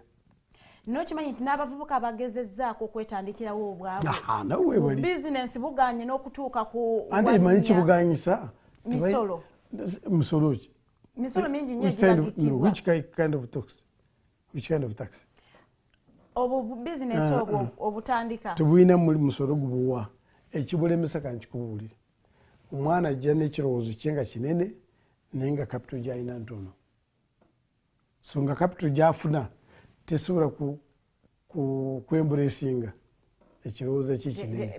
That's why we are saying abavubuka babiri nabo basobola kujja sente era ne mu gundi zino sente za PDM now a certain percentage is for the youth specifically. So tewaliwo government eriseni esobola kwerabira abavubuka. Kati commissioner, let me bring you to reality. Abavubuka olwaleero abasinga baagala nkyukakyuka. Ekibiina ekiri mu buyinza mu bintu bingi nnyo, mu bukulembeze, mu ngeri mu byobulimi, mu health, engeri institutions za government bwe zikulemberwa ne bwe zitwalibwa. Kati government eri mu buyinza olunaku lwaleero egamba nti tugenda ku protecting ebyo bye tutuuseeko nga as a leap forward Uganda awo lujja lutya nga tweteekateekera kubuuka. Okay. Olowooza muli mu kurelatinga n'abavubuka obalwaleero kye beetaaga? Singa tikibadde kituufu, I don't know if you are following up. Singa tikibadde kituufu, obukiiko buno bw'abavubuka kuva ku kyalo kati kubuuka ku parliament bonna you can say 90% abayiniremu bayitamu. And there's no way. Should I tell you lwaki bayitamu? Mbuulira. It is because sensitization ya okulondebwa ku bifo ebyo naddala ku villages and the parish levels ntono nnyo nti abe NRM taking advantage of that ne mwesigaliza ebifo ebyo. Anti kyembuuza bo bana bayitamu bakimanya bati. Waliwo ffe abatono abakimanya. How come? How come nti tebayitamu unopposed? Bavuganya wali okuvuganya. Singa tebamanyi tewandibaddeyo okuvuganya. Naye bw'oba nga waliwo okuvuganya kitegeeza abantu bamanyi. You see, ensobi gyemukola kwe kulowooza nti abantu tebalina maaso galengera. Bagalina. Let me be brutal. Abantu abalina maanyi mu kampeni olwaleero. So according to me, Kyagulanyi, President Museveni, Muntu, Nandala. According to me. Yes, the four people. Zikiriziganyisa naawe kwekyo. Bw'otunuulira enjogera yaabwe bonna. In relation to their manifesto. Yes. Ani asinga kujjayo okunyonyola okulungi n'okukwata ku bavubuka bennyini. Puroguramu ennungi. Obulungi bwa puroguramu kitegeeza enaasobola kukyusa embeera zaabwe ez'obuntu. Buli omu alina engeri gy'ateeseemu abavubuka mu manifesto ye. Nedda. Wazirabako manifesto zonna? Nasomako eya Nandala ya FDC. Nagisomako. Eya Kyagulanyi wagirabako? Eyo sigirabako. Ne nasomako eya Nandala. Nomanyi nti yagenda kulunkinga manifesto nga wadde brochure nga tegiina. Can we come back to the film? We're in campaigns. We're in campaigns.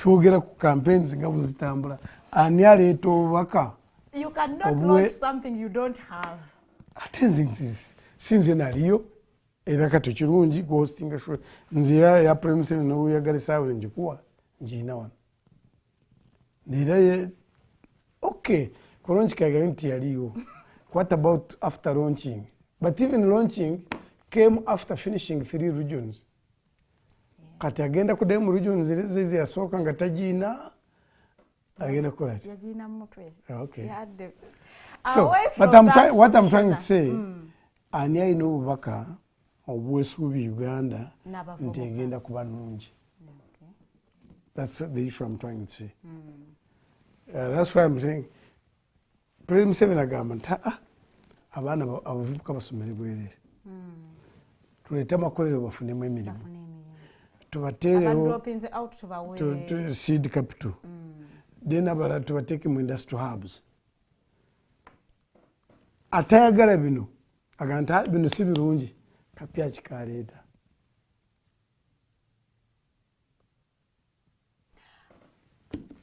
ngenda kuvaako ensonga saagala kwogerera ba candidates balala tosaanidde naye kasita kirungi nze mbuulira bali abatulaba ensonga ya corruption ne weak systems kubanga zituwa accountabilities ezili in place era nga mugamba tolowooza nti ebintu bino biyinza okufailinga the gains that you are trying to protect kubanga corruption abaddewo akyaliwo given the efforts ezibadde ziteereddwawo but still corruption wali mu Kampala muno waliwo omuyimbi yayimba ntabataasiga nsigo balinze makungulu oyo mwana simmanya naye ayimba oluyimba olwo naye oluyimba lwe lwa makulu mangi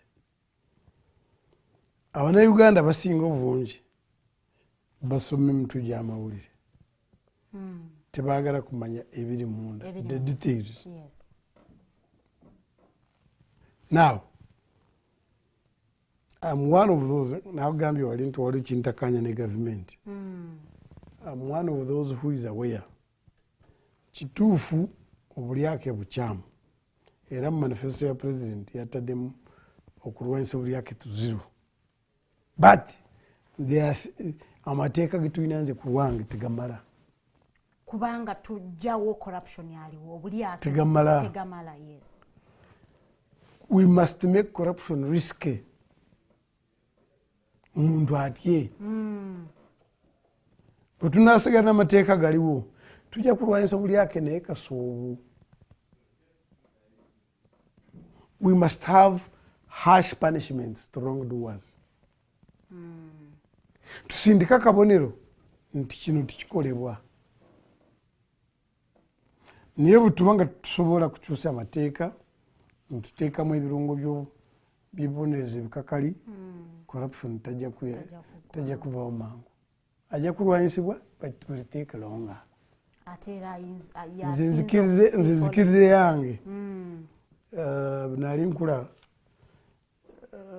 my mother beyalaba nga olina eddalu oyinza kwokya banno yakwatanga akagalo ko n'akakwasa katado nekakwokya kuva ku olwo n'omanya nti omuliro gwokya togusembereranga.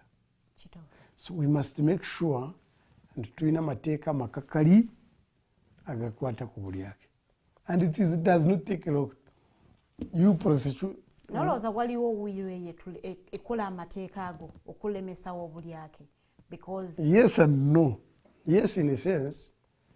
And President Museveni namala bwano 2016 yamala kulondebwa yagamba bakaba parliament bakamala kutulonda batuwadde ekisanja mandate mbasaba tukwasize wamu mumpa amateeka makakali ku bantu basatu. One, sabotaging the economy, abalemesa ebyenfuna. Two, abakwasi b'abakazi. Three, abalyake baleme kuweebwa bail okutuusa omusango nga guwedde. Abaasooka kukiwakanya baali ba opposition. Eryo etteeka lireetera ffe era nayebuuza nti abasajja bano be bakwasi b'abakazi. Netusobola kugamba nti wesigama kuba opposition kubanga bakigana kuba atenga be batono. Si opposition bokka. Twali tukiryawo n'abazungu jjukira the world now is a global village. N'abazungu abo tukolagana nabo. Ne bagamba ne. Eriteeka bunaaleeta temujja kufuna ku ssente zaffe. Atenge sente ate tuzeetaaga z'okukola ebintu by'enjawulo. Tugamba okay. Tulitadde. To me, amateeka weegali naye tegamala. N'olwekyo gwe ayagaliza Uganda ennungi. Laba manifesto erimu okulwanyisa obulyake n'okwongeramu ebirungo. Tuleeta amateeka makakali aga making sure that corruption is risky. Ku nsonga ya corruption eyo kubanga yereetedde ne services obutatuuka ku bantu. Otunuulira abantu bannayuganda abalivinga mu byalo rural areas ne slums abasinga balina limited access ku healthcare. N'amalwaliro agaliyo gaba mu distance mpanvu nnyo ng'ate tegaliimu ddagala bw'oba olisanze. Amasomero gali mu mbeera mbi.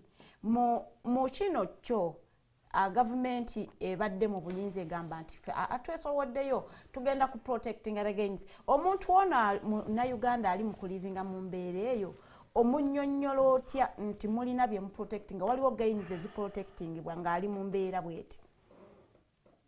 Simanyi research yewo ogikoledde nze niwamukisha office gyendimu kati tewaliwo district ya Uganda gyentanaba kumalamu emyezi 2. Tewaliwo district ya Uganda gyotanaba kumalamu emyezi 2. The truth is amalwaliro gyegali agataliimu health center 2, health center 3, health center 4, to the extent nti ku health center 4 waliwo ne doctor alongoosa. Where is the challenge? Abakozi weebali amalwaliro gyegali. The challenge is on the theft of drugs. Obubbi bw'eddagala. Era bw'obuuza, because that's what I do, bw'obuuza abantu mu district nti eddagala balireetemye emirundi 2 mu mwezi. But eddagala balese emirundi 2 mu mwezi. After 3 weeks liba terikyaliwo. Kati ekyo kidda wali ku bulyake. But getting the wrong culprits is easy. Kyangu nnyo okukwata abantu ababikola. Okuggyako amateeka gaffe agavunaana ka kibugwe. But also even the legal regime, enkola y'amateeka gye tulina eteekwa okukyuka. Kubanga enkola y'amateeka gye tulina, 1 egamba nti omulamuzi bw'atandika omusango tolina buyinza kumubuuza nti omusango gutuusewa. Tolina buyinza obukumugamba nti ng'omusango oguluddewo. Nze ngamba nti ekiteekwa okukyuka. Such that n'omulamuzi naye nga bwampa katala kugenda mu district ez'enjawulo naye bamuwe katala nti buli mwezi teekwa kusala emisango bwegiti. 3 nti abantu abenyigidde mu bulyake bwebanga bakwatiddwa tubaweereza ebibonerezo ebikakala ebisembayo. 4 nti n'emisango gy'obulyake omuntu bw'akwatibwa taweebwa beyiro abye obuwumbi n'obuwumbi enkeera musango ku street ng'atambula. 4 nti okunoonyereza ku bulyake n'okusala omusango ogwo tukusuka ku mwaka gumu. Kati bw'oleeta amateeka g'ekika ekyo, I can tell you corruption in 1 year can disappear.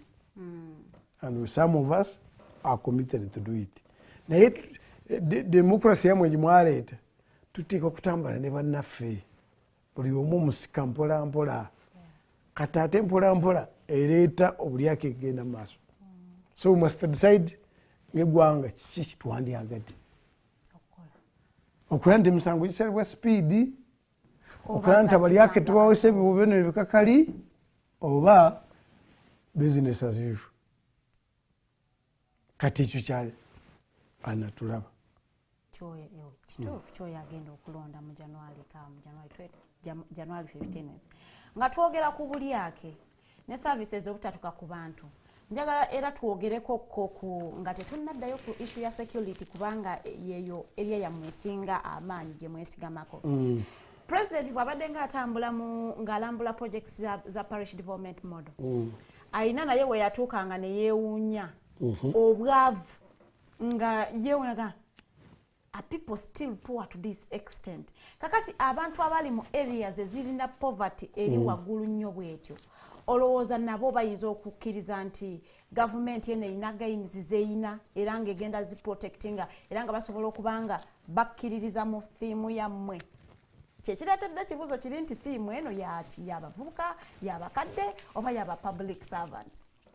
You see, President Museveni ekimwawula ku balala tamanyi kubikkirira. Ekikyamu kireki? Kikyamu.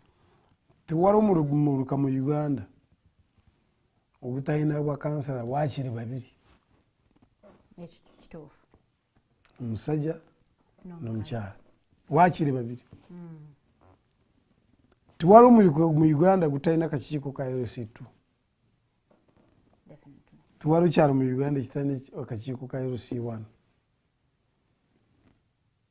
Tewali Gombora mu Uganda talina olukiiko lw'Egombora n'ekyaman LC4. 3. Tewali district ya mu Uganda talina chairman LC5 ne kansalazi baabwe.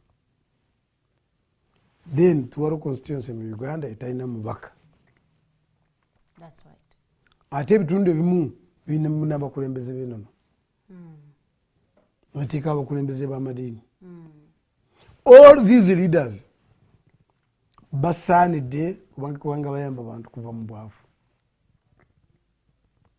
So President bw'abuuza ekibuuzo ekyo aba asoomoza mmwe abalonzi n'abalonzi. Bambwine bw'abanga talina kyabayambye lwaki muzaayo? Okulonda kukuno kuzze mugenda kulonda ani? Oyesimbye toyesimbyewo. Abavubuka osanga mutandi gwobayisa abavubuka.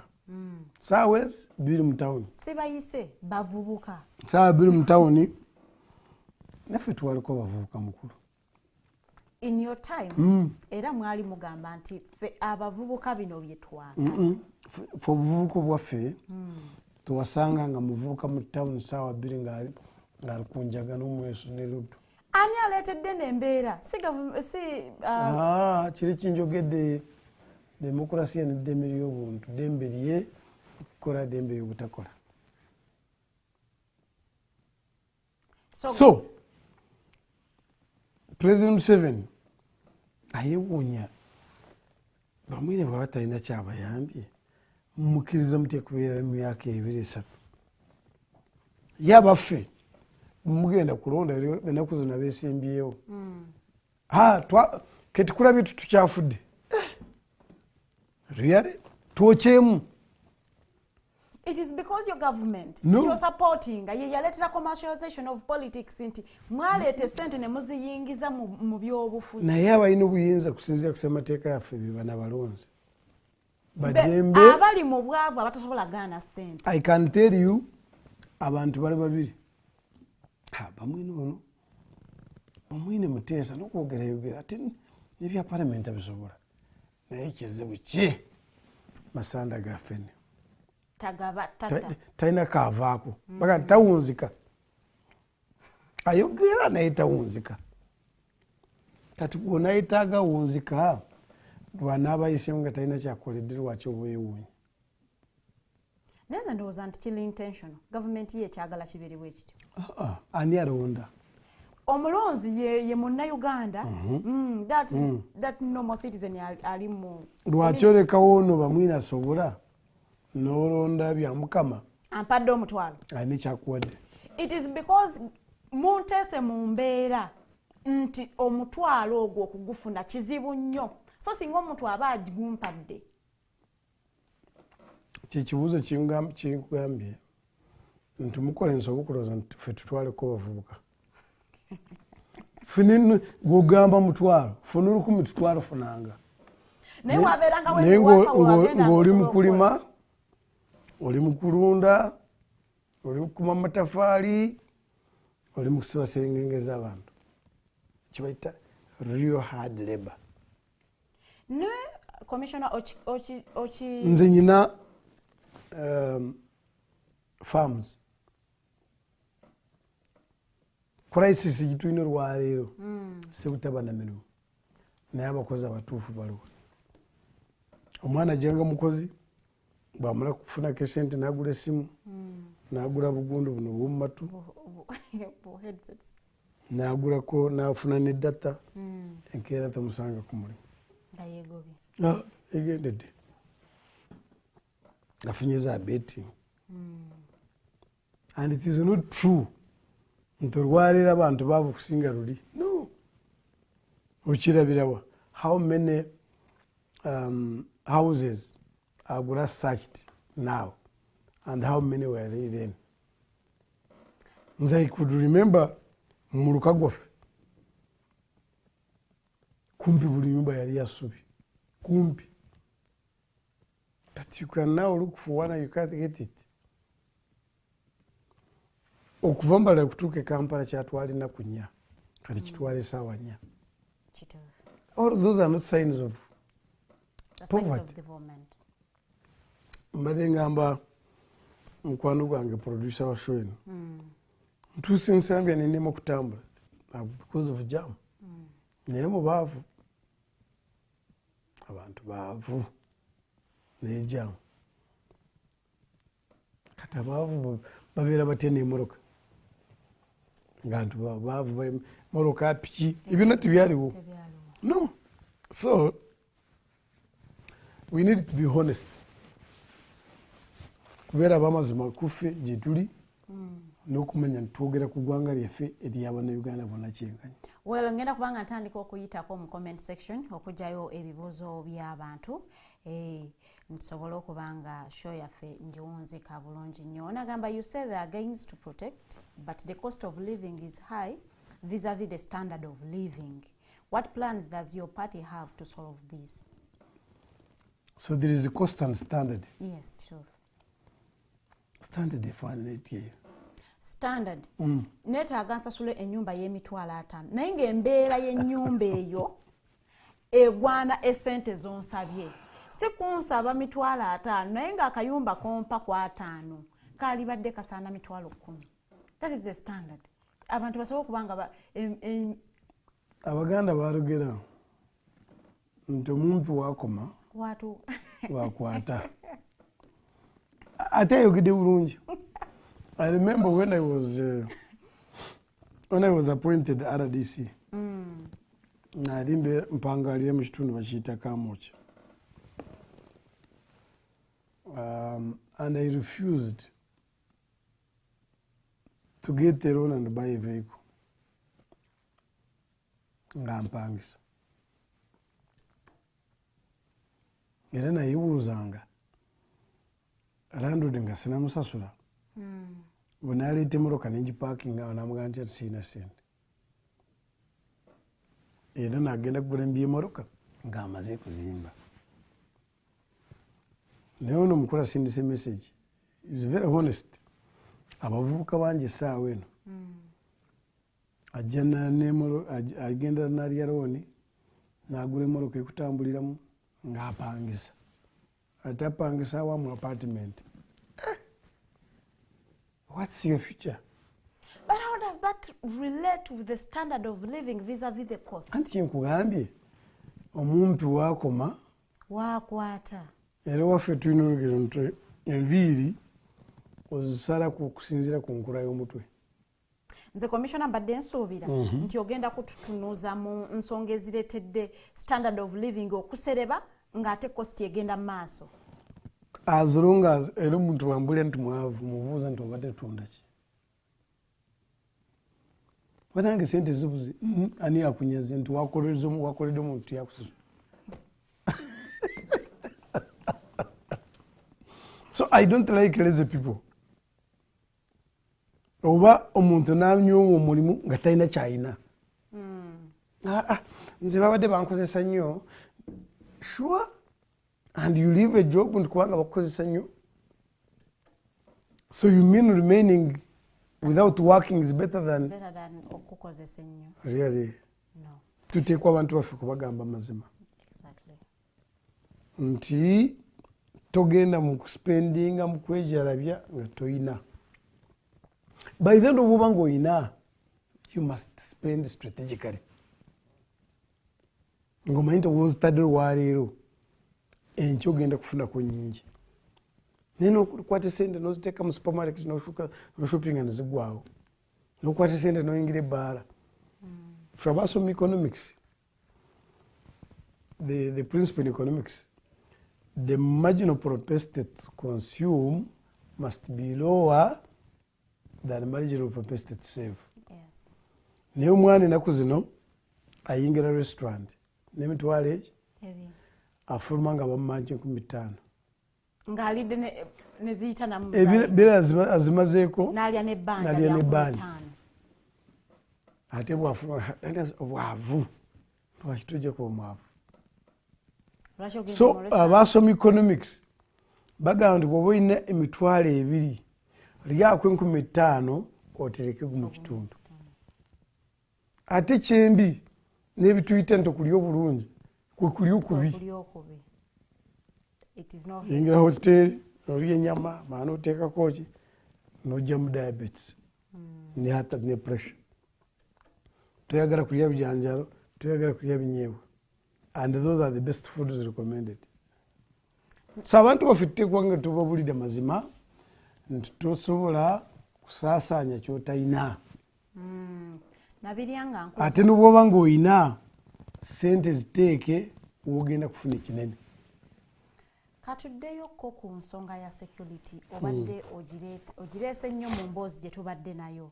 Naye njagala kutunuzeko criminality eri ab'ebijambiya abali ebundi bujjo Kasese in relation to the security and how you are chest thumping and you have protected the country. What is your response? What would you say ku ebyo ebigenda maaso side eyo? Naye kati otabise bibiri. Insecurity and crime. Crime causes insecurity. Crime bwebumenyibwa amateeka. Insecurity kwe kuba emirere embi egisobola n'okusuula government. Kati these crimes you are seeing ebyo ne mu America mwebiri. Mu America abantu abafa because of gun violence are very many. Gun violence, very many. But those are not a problem. Byetulaba eri si buzibu. Bw'ovoraba emirere embi ekika ekyo bwewalukwawo tikisobola kutwala wiiki 2 nga tebinaba kuggwa. Ate kati kamera buzajja kisalira mu ntamu. What I agree nti abantu baffe naddala ffe aba gavumenti titunyonyola bulungi kiki kyakireese kivaawo kitya tukakasa tutya nti tikigenda kuddawo. Kati ababifo ebyokwenda kubanga gavumenti yava mu nsiko abamanya bayekera tebeeranga nti tuli wano. Abayekera bamanya kusinziira ku bikolwa ebyo nga bakukubye. So the world has gone into explanation. Nti buli kantu konna oteekwa kukoogerera n'oyo akamanyi yongere okamugambe. And that's where we are not performing well. But this insecurity bibaawo mu nsi, but the government is firm. Nti ebizibu bwekika ekyo bubalukaawo, we have the capacity to handle it. Webale nnyo. Njagala okugyayo question ya omukulu agambye, is the traffic jam caused by wealth or rather feeder roads, potholes and government officials who drive one way? Nanti kati kyayirabidde nti twali tulina Kampala eriwo olwaleero eyongedde bweyongezi naye enguudo zaate zikyuse. Enguudo zezimu naye traffic jam teriiwo. Nanti amakubo mabi kyayogerako. Nedda kati ate gagaziye n'okugaziwo. Waliwo agatagaziye. Yes, agamu tegagaziye. But the major highways now in town have expanded with even traffic lights. Nekyo sina kizibu. how many vehicles enter this country per month? Yafudde okuzimanyi. Ebiwa bwatunulire mu lirano waali simanyi wasindikidde message. How many people had vehicles 10 years ago and how many have vehicles today? Ibi byangu nnyo. Tubyetaagana kubiwozaako. So, it is true, but the question is simple. Kubanga ensobi era ebyo biva mu kurunninga government. Osanga waka taata ayina emmotoka, mukyala ayina emmotoka, mutabani ayina emmotoka, ne muwala ayina emmotoka. Emmotoka nnya mu nyumba egi? Buli omu afuluma ng'avuga. Okimanyi nti okijjayo bulungi nnyo point ye nga bw'abadde ajogera nti waliwo a small group erina that has contained the money nti basobola okuba nga ba-affordinga 5 cars in one homestead. Kati bwe bafuluma bwe bati bonna ne baleeta German, it gives this picture of Uganda erina emmotoka nnyingi, abantu bagaggawadde naye nga waliwo group y'abantu abatono nnyo abagaggawadde. Era kidda wali ezo group nga ebiseera byaffe nga tuzaaliwo. Society eringa engalo zino bw'oziraba. Teyenkana. Zino engalo zo bw'oziraba zino ziri ku muntu y'omu, emmere gindya y'emu, naye luno olugalo tusobola kusinga ku luno obuwanvu. That is the society we live in. At every stage, ne mu ggulu waliyo bamalayika. Society abantu tebasobola kwenkana. But that's not the issue. The issue is very simple. Why do you take all these vehicles? Ebyensimbi bimaze nti tumukyayetaaga temulina kimwetaaga ekirala. Ekyo njagala okukiziganya naawe commissioner. Naye difference teyandibadde, the gap between abalina n'abatalina teyandibadde nnene nnyo. Ekibuuzo kyangu nnyo. Wabuuza gap kiki kyokola oba kiki kyotunda ekyadibye? Ekinnyongoye ekyadibye? Nkola ntebe zange saazitunze. Abasinga obulungi abo tebalina kye bakola. Ntera kubuulira abantu esimu zino buzajja omuntu akukubira commissioner nti nze bya Mukama oli otya gyendi enkuba etonye agenda kumaliza 10 2 zigenze ninga talina kyayingiza. Nze bunafuna essimu zino naali sisobola kukubira muntu essimu omanyi nti ansinga sente nobunanyizibwa nkubipinga. Bw'oba olaba nti ndi wa mugaso ojja kunkubira. Abamu nabo babipinga tebakuba. Kitegeeza talaba omugaso gw'olina gyali. That's what it means. Kanyewo komenti ya Robert. Robert yagamba webale kuweereza mbuliza commissioner mbu protecting the gains mulimu n'amataba agalumbi abasuubuzi downtown. You see, Mr. Robert. Robert ate musanyukidde. Omanyi muntu ow'enviiri si mwangu. Ekiseera kyaliwo nga Kampala ejjudde ensiko wano wali abantu nebagana nedda ensiko eteekwa kuvaawo nebifuuka ebizimbe. Kati ebizimbe byazze kubanga jjukira amataba ago ganoonya ensiko eri aliwo. Mwaenkrochi bazimba mu bifo ebitali tebakulimba. Kampala yo netudde ku lutobazi kikulimba. So kitegeeza drainage system y'enkyanga. The design, the plan of the city. It is the one which is wrong, and the method of construction. Oyo Robert yumukwawore guno mugaga kizimbe kyagono kiri kye nga basanyufu emboozi ku stage awo nga kati sebo kiseera kituuse nti ebizimbe biwadde biwaniramu byazimbibwa bubi ne bitaataganya entambula y'amazzi. But this one is not the first. Sifu abasoose wabula bukibaawo ng'ekyo abakulembeze badda mu kisenge what we call a boardroom what do we need to do kulanta amataba gagenda n'ekibuga kisigala nga kirungi so tuleme kwerabira gituvudde. Well, ngenda kumaliriza ne question ya Scholastica Hanson. I am live from Sweden. Webale kuweereza. True definition of protecting the gains. Kuliko land grabbing, left, right, human violation of human rights, individuals in basements, killing of citizens, disrespecting Uganda's constitution. It is Sweden. Kanjogere mu Luzungu, I despise him. Lwaki? He's not a Pan-Africanist. Kiki ekikuleetera okulowooza tali Pan-Africanist? Obusosoze obuli mu Sweden. Abaswedish nga batunuulira nga mazike. I wouldn't expect Robert to be there. Embeera eri wano yamusindiikiriza okugenda. Artificial life. Okwagala new comfort zone. Let him come and we sort out our problems. Kati byaduze ebizibu byavuddewo. Tebyavuddewo. Let him come and be part and parcel of the solution. Kati asuubira ani agenda kubitereeza. Abali wanene. But he's raising very pertinent issues. No, tell. Bwabanga yakiraisinze atakasubi alina mungona that one I will listen. Niba nabatitizi bano abafulumye eggwanga. Abatitizi abo. Do you know how they are treated in Sweden? As if they are monkeys. Please.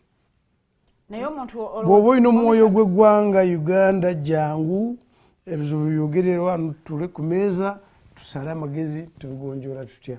Commissioner olowooza omuntu yandiyagadde okuva mu comfort zone n'agenda gye bamutreatinga ng'enzike. Yes, because people want comfort zone. They want artificial life. N'aboogeddeko.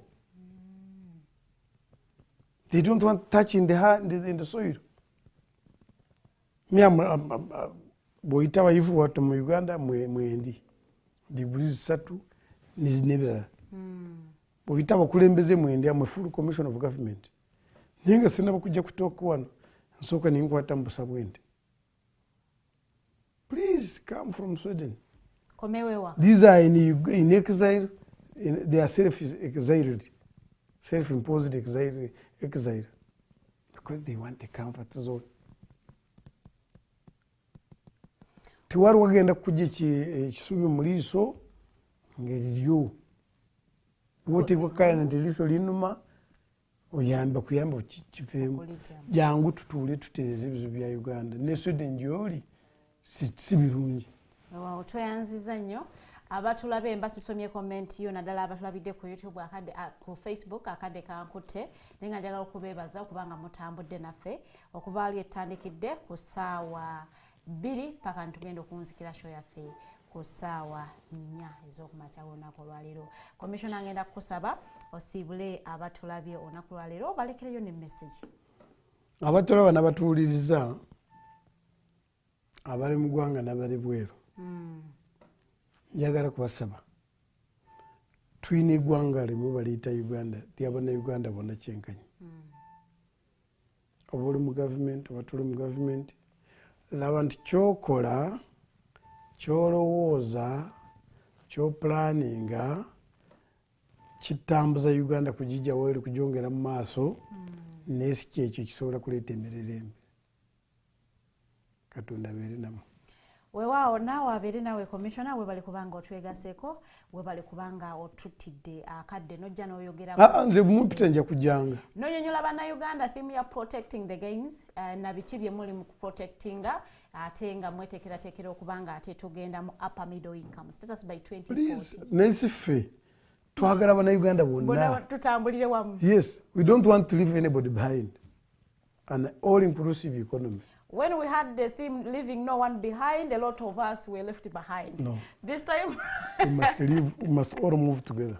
This time around, tugenda ffenna wamu mu upper middle income status by 2040. Njagala okubeebaza nnyo mwebale kutambula naffe abasindisa ebibuuzo, mwebale nnyo abasharinze live yaffe, nammwe thank you so much. Tusinkane olunaku olw'enkya essaawa zigenda kubeera 2 ez'okumakya. Very good morning, have yourself a good day.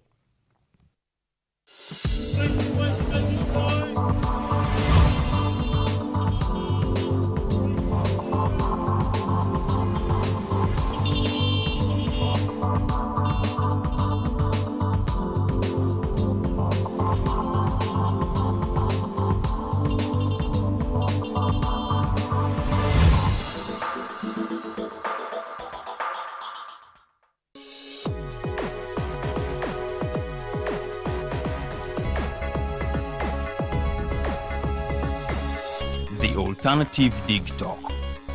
Real issues, real talk.